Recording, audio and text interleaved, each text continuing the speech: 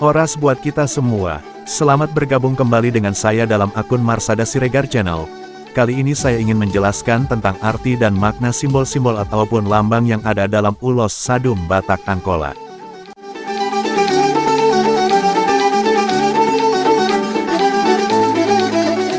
Ulos Batak Angkola, pesona kain adat dari tanah Batak. Secara harfiah, ulos disebut sebagai kain atau selimut. Dalam Batak Angkola, ulos disebut juga sebagai abit godang atau abit Batak. Makna, fungsi, dan guna ulos di setiap suku Batak hampir sama, yang membedakan hanya penyebutan nama serta motif. Batak Toba, Mandailing, dan Angkola menyebut kain adat sebagai ulos, Batak Simalungun menyebutnya hiu, Batak Karo menyebutnya uis, dan Batak Papak menyebutnya sebagai oles. Sebelum masuk agama Islam dan Kristen di Angkola, masyarakatnya menganut kepercayaan Pelebegu atau memuja roh nenek moyang. Tak sedikit juga yang menganut kepercayaan animisme dan dinamisme. Pada masa itu, ulos merupakan salah satu wujud ekspresi dari kepercayaan yang dianut.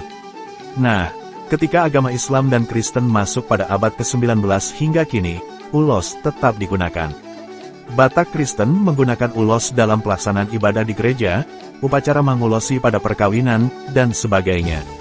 Pun demikian dengan Batak Muslim yang juga menggunakan ulos dalam upacara kelahiran anak, perkawinan, khitan, dan masih banyak lainnya. Proses pembuatan ulos. Sipirok, Kabupaten Tapanuli Selatan, Sumatera Utara, merupakan pusat adat dan budaya yang sejak dulu memegang peranan penting bagi Batak Angkola. Di sana kamu bisa dengan mudah menemukan pengrajin tenun dan kain adat, yang masih mempertahankan cara pembuatan secara manual. Kita bisa menemukannya di seantero Sipirok, misalnya di Baringin, Padang Bujur atau di Silangge, Kecamatan Sipirok. Pada Batak, ulos Batak Angkola termasuk yang paling cerah dan banyak motifnya. Setiap motif memiliki arti, jadi, motif tidak sekadar motif. Berikut arti dari motif ulos Batak Angkola yang digunakan pada upacara pernikahan. Prosesi ini biasa disebut sebagai prosesi mangulosi. 1. Rambu, wujudnya seperti bulu atau putri melambai. Melambangkan dalam berumah tangga harus luwes mencari nafkah. 2. Manik-manik si mata rambu. Melambangkan suami istri harus bisa menjaga anak laki-laki dan perempuannya dengan baik. 3. Sirat. Melambangkan rumah tangga harus dipertahankan. 4. Jarak. Melambangkan semua aspek kehidupan harus ada jarak, tidak boleh terlalu dekat. 5. Pusuk robung. Melambangkan bahwa sepanjang hidup kita harus bisa memberi manfaat.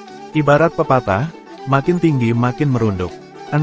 Lusless. Melambangkan dalam hidup manusia harus bisa bermasyarakat. 7. Tutup mumbang. Melambangkan bahwa kita harus mampu menyimpan hal buruk, dan tidak mengumbar hal baik. 8. Iran-iran. Melambangkan bahwa kemanapun kamu melangkah, kamu harus meninggalkan jejak kebaikan. 9. Jojak mata-mata. Melambangkan suami dan istri harus mampu memberikan kesan baik tentang keluarganya pada mertua, begitu juga sebaliknya.